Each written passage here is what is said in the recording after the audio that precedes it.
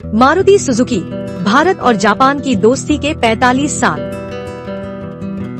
Japan के प्रधानमंत्री ने मारुति सुजुकी के नए उत्पादन प्लांट का उद्घाटन किया, जो दोनों देशों के मजबूत रिश्तों को दर्शाता है।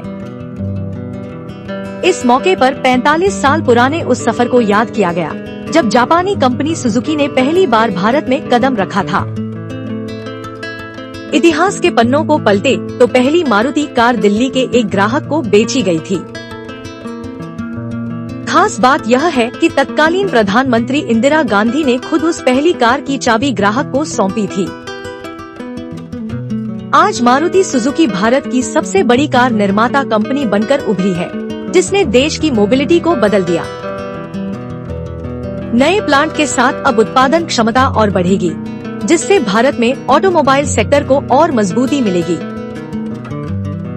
वर्तमान में मारुति सुजुकी नए प्लांट और आधुनिक तकनीक के साथ भारतीय बाजार में अपनी पकड़ और मजबूत कर रही है। मारुति सुजुकी, भारत और जापान की दोस्ती के 45 साल। जापान के प्रधानमंत्री ने मारुति सुजुकी के नए उत्पादन प्लांट का उद्घाटन किया, जो दोनों देशों के मजबूत रिश्तों को दर्शाता है।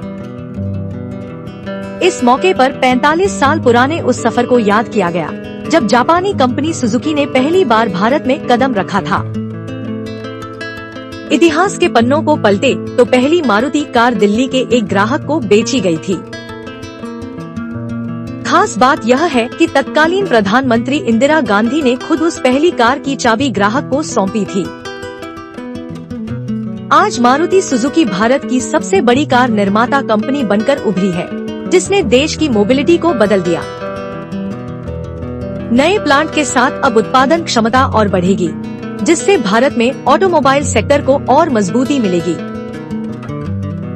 वर्तमान में मारुति सुजुकी नए प्लांट और आधुनिक तकनीक के साथ भारतीय बाजार में अपनी पकड़ और मजबूत कर रही है।